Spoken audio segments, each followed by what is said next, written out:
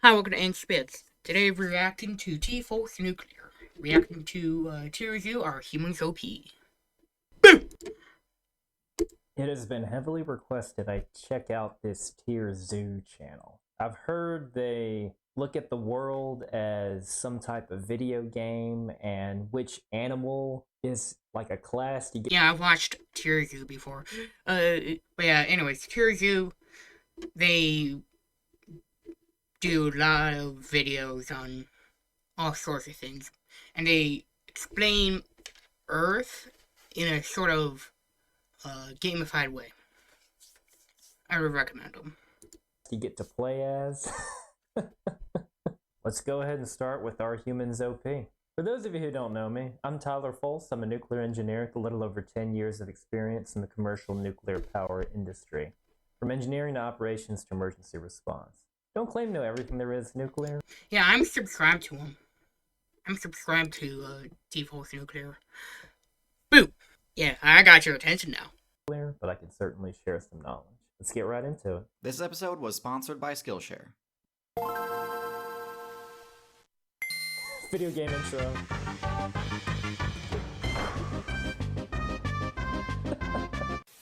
Human beings.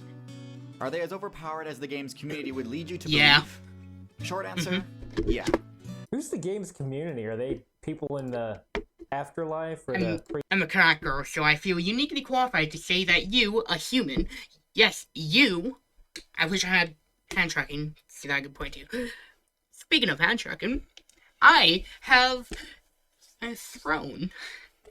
Throne is a gifting website where you can buy me gifts, and one of my wish listed things are hand tracking, so maybe you can help with that. It's crowdfunded, so all you need to do is donate at least $10, because I don't know, that's Throne, blame them. But yeah, anyways, you, yes, you, a human, are overpowered. I feel uniquely qualified to say that because I'm literally a cat girl. pre-life deciding what class to be? I don't know. They're the most meta-defining build of all time, and the undisputed top build in the current expansion. But believe it or not, this wasn't always the case. Humans used to get bodied left and right on a daily basis by other players. Yeah, back in the day, humans used to get murked like crazy by... That's why you have hands. That's why you have hands with opposable thumbs. The hands, they were to grab onto tree branches. And it took a pretty long time before the player base learned how to actually make use of the human build's unique abilities. Took a while to grow. The story of the human's rise to dominance is a really interesting one. And so today... Speaking of, did you know that humans coexisted for about 1,000 years with mammoths? The Great Pyramids of Giza were built at the same time as mammoths being around. And then when we reached the last place mammoths were around. I think it was some Siberian island. The mammoths, we no longer see them. And the leading theory is we hunted them to extinction.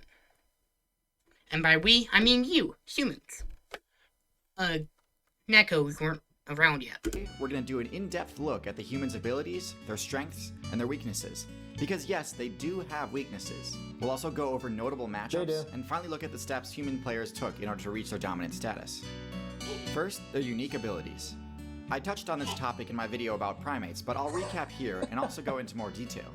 First off the bat, we have their ability to throw things.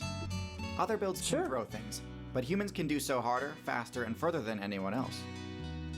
The reason for this is their body structure. Bipedal builds are tough to balance, both in the game development sense and the center of mass sense. Throwing an item with any real force behind it. The reason why is because of geometry, mostly relating to legs, relating to your feet. Most species have 4 legs, or 6, or more. And the reason why is because each foot, act like each vertice of this square is 1 foot. Each vertice is 1 foot, and again, it's easier to balance a square than, say, a line. That is what both you humans and I, a cat girl, have. As you can imagine, that's probably why children tend to stumble a lot. It requires serious balance, achieved only by having shorter arms and longer legs. This is why humans can launch projectiles at deadly speeds, whereas other primates kind of just lob things without putting much effort into it. If they tried to, they would knock themselves over. Even if chimpanzees could figure out how to craft it. Yeah, again, the square thing. If we were to have 4 legs and 2 arms, we would be able to throw things much better. Or at least in theory. But we don't. So, your body has to be really, really creative with how it balances to throw things. Craft a spear. There's no way they could throw it hard enough to do Craft a spear. Huh. Next, there's stamina Minecraft. Humans can chase down anything. You try to run from a human, you might outspeed them initially, but you'll run out of stamina much sooner than they will, and they'll catch up to you while you're in your weakened Assuming that they don't have asthma. state. This is partially because of their superior balance again. Even then, with asthma, you can still walk. And you can still walk to your target. And assuming you're most any animal in, say, the African savannah, where we evolved, you do not sweat. You do not. But the humans can. So, even for an asthmatic, the asthmatic will eventually catch up to you because the asthmatic can still sweat. Again. But mostly, it's because of the human build's unique choice to not spec into fur. This gives them access to the extremely broken ability Sweat. Yep. Every other current build that's As I was decent saying. at distance running recharges stamina by using the move Pants. This works great, but it does require the user to stop running. Sweat, on the other hand, works better while moving, massively extending the distance a human player can run. They've got a few other important abilities that are essential to their kit, but aren't unique to humans. Well, so what are these stats? So we got intelligence, which humans are going to go through the roof. That makes sense. I mean, after all, humans have civilizations, For brain mass compared to your body, think about 20% of your 20% of all of your blood goes to your brain. And that's why, for some people, if you sit up too fast, you can pass out. engineering, nuclear power plants. You don't see any other animals making nuclear power plants. There was that one case of one making itself artificially, but that had nothing to do with other life forms. That was just a natural seam that somehow formed a critical mass. But Yeah. power, not much in the way of defense. Yeah, You don't see other, even cacos, Homo felice. Even for us, we're somewhat related to you. Our brain mass is comparable to yours, and you don't see other animals being able to do what I'm doing right now. Talking about existence. compared to other animals, I can certainly see that. But in terms of defenses, I think you're just looking at a naked human, like not with any weapons, tools, vehicles, buildings, that sort of thing. The minute you throw tools into the equation, that's the minute we Mobility. become apex predators. That's the reason why both of us have eyes on the front of our faces. It's to help with depth perception. And more depth perception means that you can roughly judge how far your target is. And that's why humans are the single greatest threat to humans. He's interesting. He just explained that health and Because we literally evolved to be so good at being predators that we unintentionally became our own. yeah, not much STL. Looks like stealth. Their ability to speak is unique among mammals, but some birds can pull it off too. In humans, the ability to speak allows them to use one of their signature moves, Teach, which drastically boosts skill That's what I'm doing right now. I'm using my speech move. point, There you go. mitigating the main penalty a player receives upon getting a game over. Institutional memory, that's what it's called. Basically, an institutional memory is how far information can spread, even if the person that knows about the thing that the institution was formed around got murked or died. And that's institutional memory in a nutshell. Humans and over. birds also share another unique trait, which is That's being able awesome. to stand upright. Standing upright is extremely useful for dealing with stealth builds that might normally be using tall grass to hide. Yeah, again, you have eyes on the front of your face. Compared to this camera, it doesn't really judge depth perception that well. That's why you can sometimes see my avatar bugging out.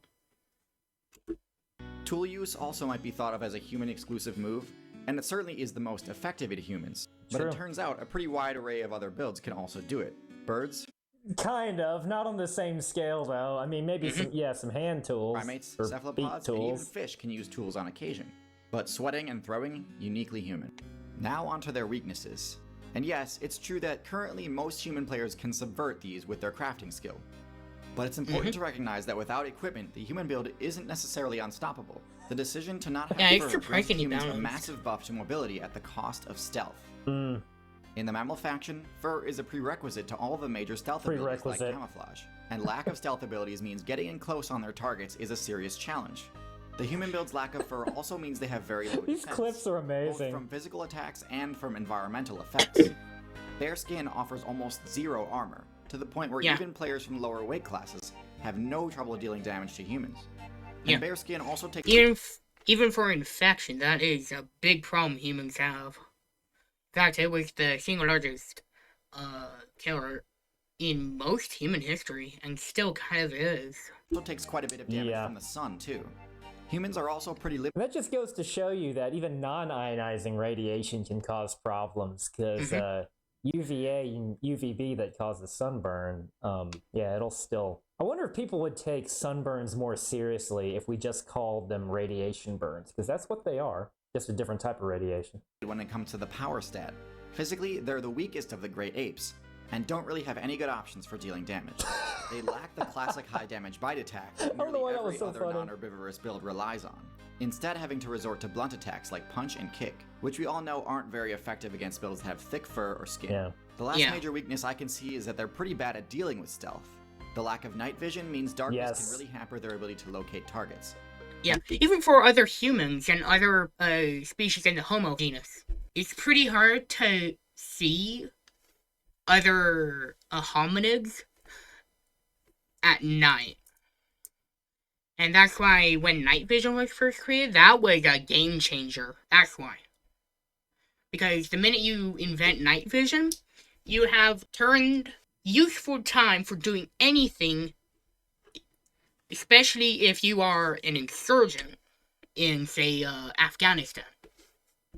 You have turned nighttime into you rule it. It's pretty hard to fight back against night vision.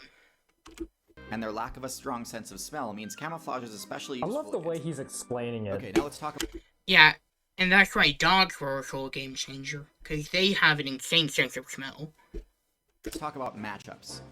Obviously, a key feature of the human build is being able to craft equipment.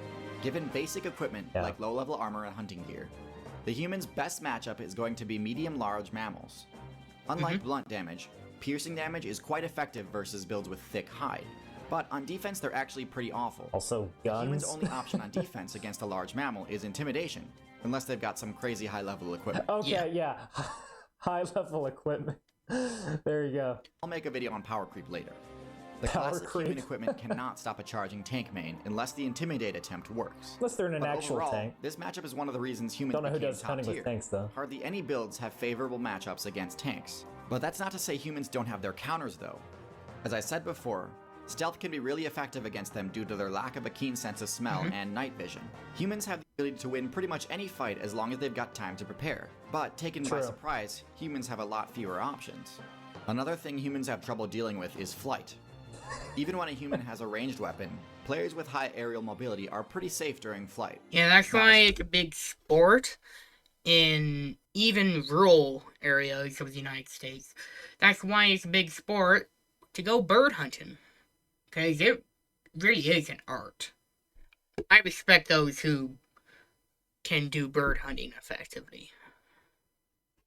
Now, as far as I know, there aren't any bird builds powerful enough to one-shot humans, which is important because blunt attacks like punches are actually quite effective against birds.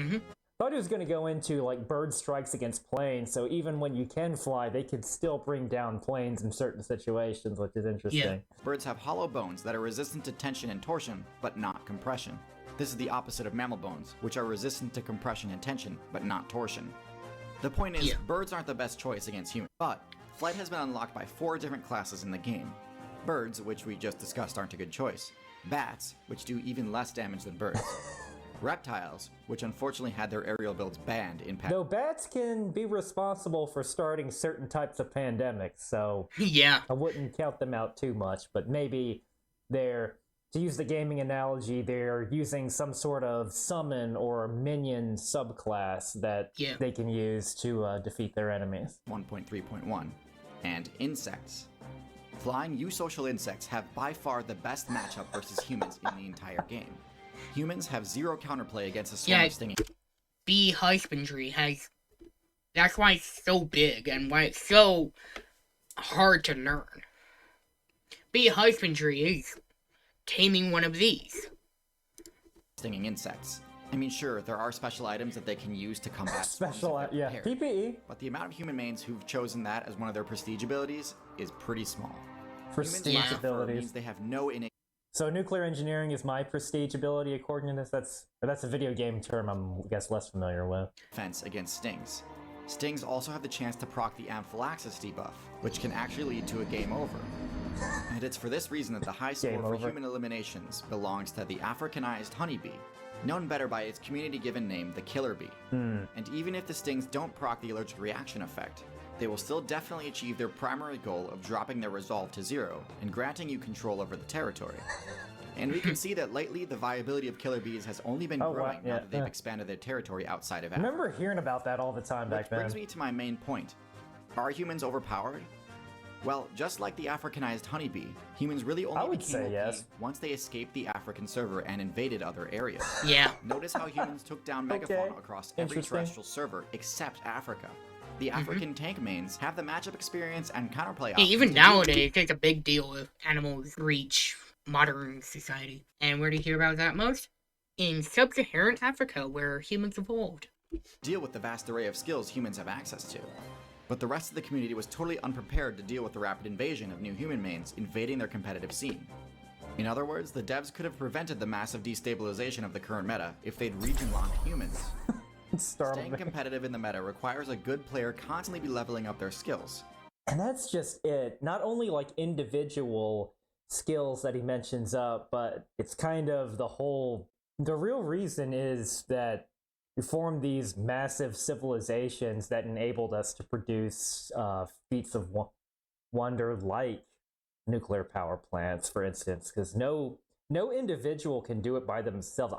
I'm a nuclear engineer, and that's not something that I could do by myself. Yeah, even for what I'm doing right now, VTubing, I need help from other people. I do not have the ability to make the internet myself. Like, even though my team may be small and it mostly consists of moderators, I still need people that I do not know to run the internet.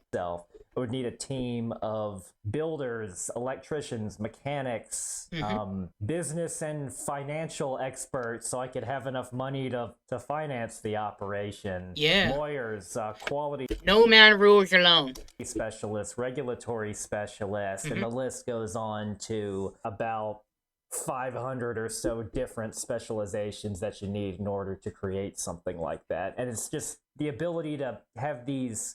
to basically have your skills in very different things and all work together. That's the real beauty of it all. That you don't have to. It's not like that. You're not just one individual character that knows anything. It would be like your entire guild or clan or whatever the right gaming term is to combine, pull their resources and create something extraordinary. What a fascinating idea, combining. Using a video game analogy to talk about animals and how humans are relative to other animals. That's really cool.